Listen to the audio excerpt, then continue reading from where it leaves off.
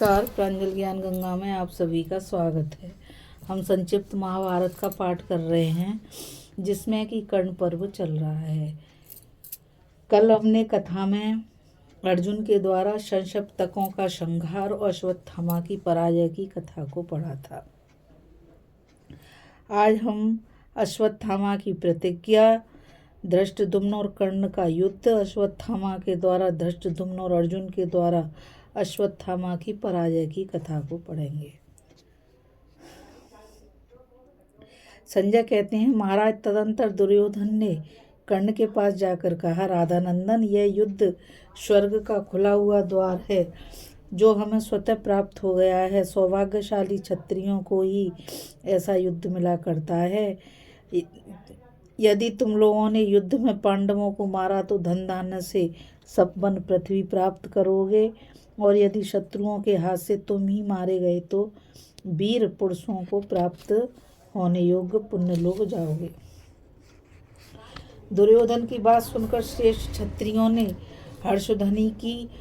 फिर सब और बाजे बजने लगे। उस समय अश्वत्थामा ने वहां पहुंचकर आपके योद्धाओं को हर्षित करते हुए कहा, आप सब लोगों ने देखा ही था कि मेरे पिता अस्त्र डालकर योग में स्थित हो गए थे तो भी उन्हें धृष्टद्युम्न ने मारा। इसके कारण तो मुझे अमर्ष ही है। मित्र दुर्योधन का हित भी करना है। इसलिए क्षत्रियों, मैं आपके समक्ष यह प्रतिज्ञा करता हूँ कि धृष्टद्युम्न को मारे बिना अपना कवच नहीं उतारूंगा। यदि मेरी प्रतिज्ञा झूठी हो तो मुझे स्वर्ग न मिले। लड़ाई में अर्जुन या भीमसेन जो भी मेरा सामना करने आएंगे उन सबको मैं कुचल डालूंगा, इसमें तनिक भी संदेह नहीं। अश्वत्थामा के ऐसा कहने पर कौरवों की सेना ने एक साथ होकर पांडवों पर धावा किया। साथ ही पांडवों का भी उस पर आक्रमण हुआ। दोनों दलों में घोर संग्राम होने लगा। मनुष्यों का भीषण संहार मचा प्रलय काल का दृश्य उपस्थित हो गया। उस समय पांडवों के पक्ष में युधिष्ठिर की और हमारे दल में कर्ण की प्रधानता थी। खूब जोर से मारकाट हुई, खून की धारा बह चली। संशप्तकों में से अब थोड़े ही बच गए थे। इसलिए धृष्टद्युम्न तथा पांडव महारथियों ने सब राजाओं को साथ लेकर कर्ण पर ही धावा किया, किंतु कर्ण ने अकेले ही उन सब का बढ़ाव रोक दिया। धृष्टद्युम्न ने कर्ण को एक बाण मारकर कहा, अरे खड़ा रहे, कहाँ भागा जाता है। सुनकर कर्ण क्रोध में भर गया और धृष्टद्युम्न का धनुष काटकर उसने उसके 9 बाण मारे। धृष्टद्युम्न का कवच फट गया।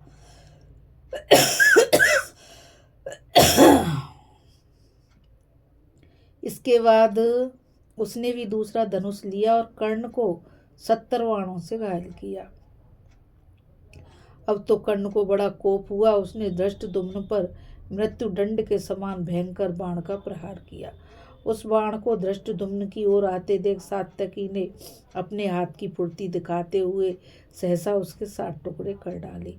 यह देख कर्ण ने बाणों की वर्षा करके सात्यकी को चारों ओर से घेर लिया और 7 नाराजों से उसे बीध डाला। सात्यकी ने भी कर्ण का यही हाल किया। फिर उन दोनों में पवित्र नहीं विचित्र प्रकार से घोर युद्ध हुआ, जिसे देखने और सुनने से भी भय होता है। इसी बीच में धृष्टद्युम्न पर अश्वत्थामा ने चढ़ाई की। उसने आते ही क्रोध में भरकर कहा, ओ ब्रह्म हत्यारे, आज मैं तुझे मौत के मुंह में भेज दूंगा। अगर अर्जुन ने तेरी रक्षा नहीं की, यदि तू लड़ाई में डटा रह गया और सामना छोड़कर भागा नहीं, तो आज तुझे तेरे पाप का दंड अवश्य मिलेगा। तू कुशल से नहीं रह सकेगा।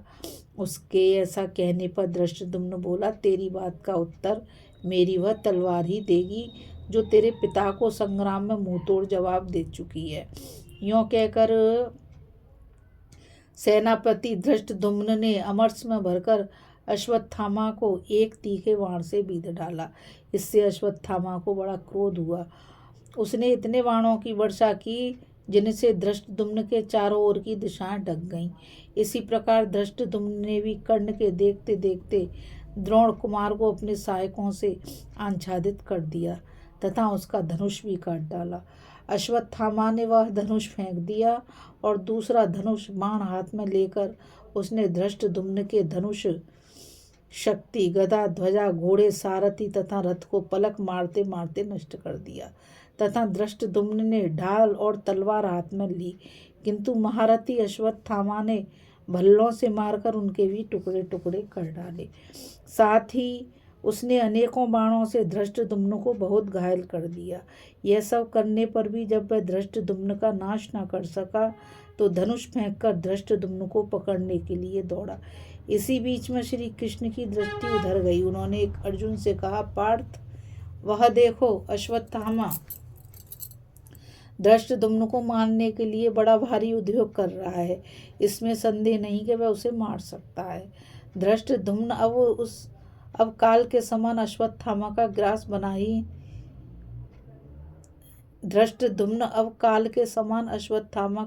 बना ही चाहता है, इसलिए तुम इसे शीघ्र छुड़ाओ। ऐसा कहकर महाप्रतापी भगवान श्री कृष्ण ने जहाँ अश्वत्थामा था उधर ही अपने घोड़े बढ़ाए।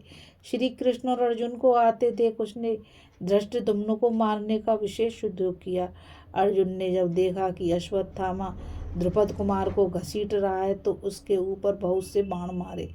गांडीव से छूटे हुए वे बाण जैसे सांप अपनी बावी में घुसते हैं, उसी प्रकार अश्वत्थामा के शरीर में धंस गए। उनसे पीड़ित होकर द्रोण पुत्र ने धृष्टद्युम्न को तो छोड़ दिया और अपने रथ में बैठकर धनुष हाथ में ले अर्जुन को बीधना आरंभ कर दिया। इतने में सहदेव ने धृष्टद्युम्न को अपने रथ पर बिठाकर वहां से अन्यत्र हटा दिया। अर्जुन ने भी द्रोण कुमार को बाणों से बीधना आरंभ कर दिया। इससे अश्वत्थामा का क्रोध बहुत बढ़ गया। उसने अर्जुन की भुजाओं तथा छाती में बाण मारे। तब अर्जुन ने अश्वत्थामा के ऊपर द्वितीय कालदंड के समान एक नाराज चलाया। वह उसके कंधे पर लगा। लगते ही अश्वत्थामा बेहाल होकर रथ की बैठक में बैठ गया।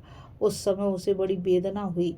उसकी अवस्था देख सारथी बड़ी फुर्ती के साथ उसे रणांगण से बाहर ले गया। महाराज, इस प्रकार धृष्टद्युम्न को संकट से मुक्त और अश्वत्थामा को पीड़ित देख पांचाल वीरों ने बड़े जोर से गर्जना की।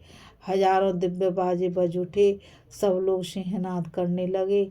तदंतर अर्जुन भगवान श्री कृष्ण से बोले, अब संशप्तकों की ओर चलिए माधव।